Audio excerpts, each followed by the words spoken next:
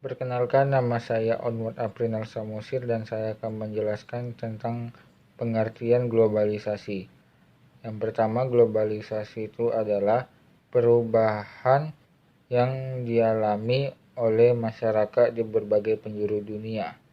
Nah, globalisasi itu ada juga menurut beberapa ahli. Contohnya Dr. Nayef R.F. Al-Rodan. Menurut dia, globalisasi adalah sebuah proses yang mampu mencakup sejumlah penyebab, kasus, serta konsekuensi dari integritas transnasional dan juga transkultural dari sejumlah aktivitas baik manusia maupun non-manusia. Nah, kita lanjut ke teori globalisasi. Nah, menurut Cochrane dan juga Payne mengungkapkan bahwa globalisasi memiliki beberapa pengaruh dari 3 pelaku utama, yaitu para globalis dan para tradisionalis dan para transformalis. Ciri-ciri globalisasi itu ada beberapa. Yang pertama, terjadinya kemajuan dan perkembangan teknologi dalam berbagai aspek. Contohnya,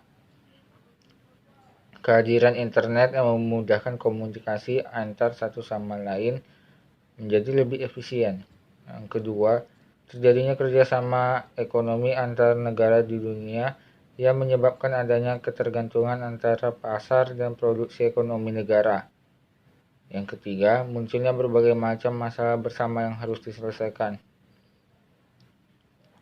Yang keempat, terjadinya interaksi yang mengakibatkan adanya pertukaran budaya atau akulturasi tanpa disadari. Penggunaan sebuah teknologi komunikasi yang telah mempermudah siapapun dalam berinteraksi antar sesama. Perubahan dalam konsep jarak, ruang, dan waktu.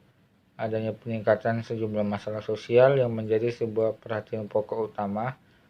Ada begitu banyak informasi dan juga beberapa perkembangan terbaru yang bisa diperoleh dengan mudah melalui media massa.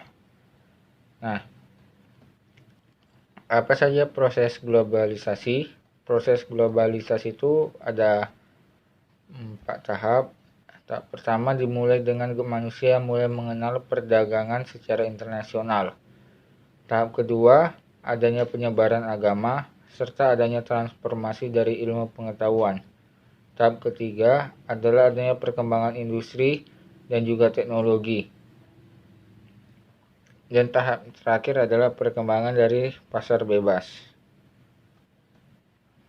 Aspek globalisasi itu ada 4, yaitu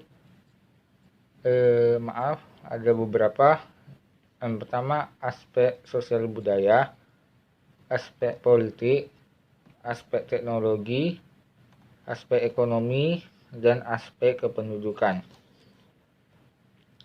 Berikut faktor-faktor pendorong terjadinya globalisasi: perkembangan teknologi dan informasi, kemudahan transportasi, ekonomi terbuka, dan kehadiran perusahaan multinasional. Nah, selain itu, globalisasi ada dampak positif dan dampak negatifnya.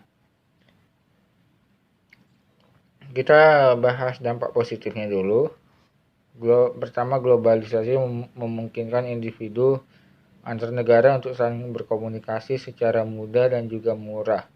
Globalisasi memungkinkan terjadinya pertukaran informasi dan diseminasi pengetahuan secara cepat dan tepat. Dampak negatifnya yaitu globalisasi memiliki kemungkinan untuk menghilangkan tradisi, kebiasaan, dan adat istiadat masyarakat. Kedua, globalisasi memunculkan perilaku budaya masyarakat konsumtif. Yang ketiga, globalisasi membawa pengaruh pada bahasa dan kebudayaan lokal. Globalisasi juga memperlebar kesenjangan sosial pada skala lokal nasional dan global.